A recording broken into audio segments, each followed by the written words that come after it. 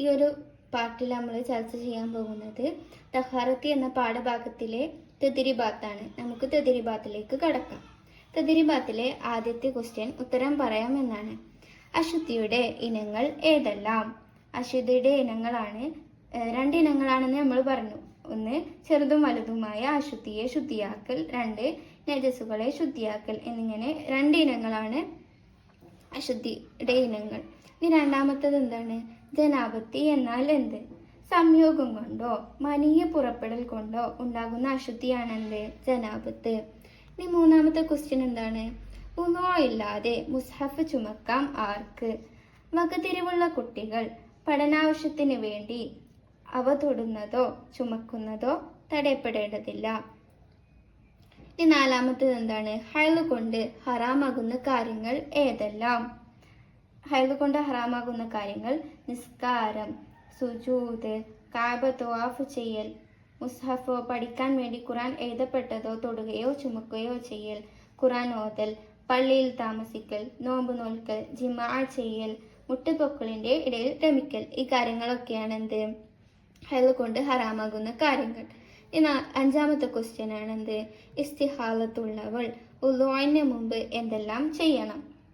ഇസ്തിഹാലത്തുള്ളവൾ നിസ്കാര സമയം കടന്ന ശേഷം രക്തം കഴുകിക്കളഞ്ഞ് പഞ്ഞി പോലെയുള്ളവ നിറച്ചു കെട്ടി ഉളു ചെയ്ത് ഉടനെ നിസ്കരിക്കണം. ഇനി ആറാമത്തെ ക്വസ്റ്റ്യൻ എന്താണ്? കുളി സുന്നത്തായ കാര്യങ്ങൾ ഏതെല്ലാം?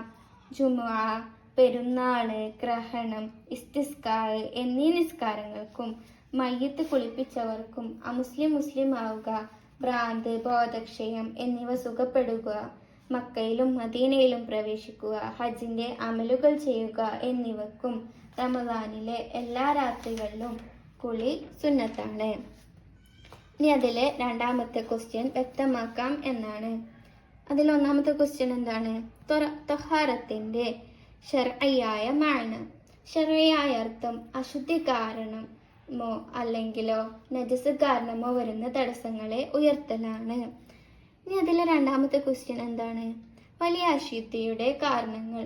ജനാബത്ത്, ഹൈള്, നിഫാസ്, വിലാദത്ത്, ഷഹീദല്ലാത്ത മുസ്ലിമിന്റെ മരണം. ഇവയെല്ലാമാണ് വലിയ അശുദ്ധിയുടെ കാരണങ്ങൾ. ഈ മൂന്നാമത്തെ ക്വസ്റ്റ്യൻ എന്താണ്? ചെറിയ അശുദ്ധി കൊണ്ട് ഹറാമായവ. അതേതൊക്കെയാണ്? നിസ്കാരം, സുജൂദ്, കാബ തവാഫ് ചെയ്യൽ, ജുമയുടെ ഖുത്ബ ഓതൽ, മുസ്ഹഫോ പഠിക്കാൻ വേണ്ടി ഖുർആൻ എഴുതപ്പെട്ടവയോ തൊടുകയോ ചുമക്കുകയോ ചെയ്യൽ. ഈ നാലാമത്തെ ക്വസ്റ്റ്യൻ എന്താണ്? ഇസ്തിഹാലത്ത്. ഇസ്തിഹാലത്ത് എന്താണെന്ന് വ്യക്തമാക്കാനാണ്. ഹൈളിന്റെയോ നിഫാസിന്റെയോ സമയങ്ങളിൽ അല്ലാതെ രോഗം കാരണമായി സ്ത്രീകളിൽ നിന്നും പുറപ്പെടുന്ന രക്തത്തിനാണ് എന്ത് പറയുന്നത്? ഇസ്തിഹാലത്ത് എന്ന് പറയുന്നത്. അതിൽ അഞ്ചാമത്തെ ക്വസ്റ്റ്യൻ എന്താണ്? അബു ഹുബൈഷിന്റെ മകളുടെ ചോദ്യവും നബി സല്ലല്ലാഹു അലൈഹി വസല്ലമയുടെ മറുപടിയും. അബു ഹുബൈഷിന്റെ മകൾ എന്താണ് നബി സല്ലല്ലാഹു അലൈഹി വസല്ലമയോട് ചോദിച്ചത്? യാ റസൂലല്ലാഹ് ഇന്നി ഇംറഅത്തുൻ ഉസ്തഹാലു ഫലാ അത്ഹറു ഫഅദഉ സലാത്ത. നബിയെ, ഞാനൊരു സ്ത്രീയാണ്, എനിക്ക് ഇസ്തിഹാലത്ത് ഉണ്ടാവലുണ്ട്, എനിക്ക് ശുദ്ധി ഉണ്ടാവലില്ല, അതിനാൽ ഞാൻ നമസ്കാരത്തെ ഉപേക്ഷിക്കണോ? അപ്പോൾ നബി സല്ലല്ലാഹു അലൈഹി വസല്ലം എന്താ പറഞ്ഞത്? ഫഖാല, നബി സല്ലല്ലാഹു അലൈഹി വസല്ലം പറഞ്ഞു, ഇന്നമാ ദാലിക ഇർകുൻ വലൈസത് ബിഹൈളിൻ ഫൈദാ അഖ്ബലത്തിൽ ഹൈളതുക ഫദഇ സ്വലാത്ത ഫൈദാ അദ്ബർത ഫഅസ്ലി അൻകദ്ദമ സുമ്മ സ്വല്ലി. നീ നിസ്കാരത്തെ ഉപേക്ഷിക്കാൻ പാടുള്ളതല്ല. ഇസ്തിഹാലത്ത് എന്നുള്ളത് ഒരു രോഗമാണ്, അത് ആർത്തവമല്ല. ഹൈൾ എത്തിയാൽ നിസ്കാരം ഉപേക്ഷിക്കുക. ഹൈൾ കഴിഞ്ഞാൽ നീ നിന്റെ രക്തത്തെ കഴുകിക്കളഞ്ഞ് വീണ്ടും നമസ്കരിക്കുകയും വേണം. ഇതാണ് അബു ഹുബൈഷിന്റെ മകളുടെ ചോദ്യവും നബി സല്ലല്ലാഹു അലൈഹി വസല്ലം തങ്ങളുടെ മറുപടിയും. അതിൽ മൂന്നാമത്തെ ക്വസ്റ്റ്യൻ എന്താണ്? ഉളൂ സുന്നത്തായ 10 കാര്യങ്ങൾ ഭംഗിയായി എഴുതാം എന്നാണ് ക്വസ്റ്റ്യനിൽ പറഞ്ഞിരിക്കുന്നത്. ഏതൊക്കെയാണ് ഉളൂ സുന്നത്തായ കാര്യങ്ങൾ?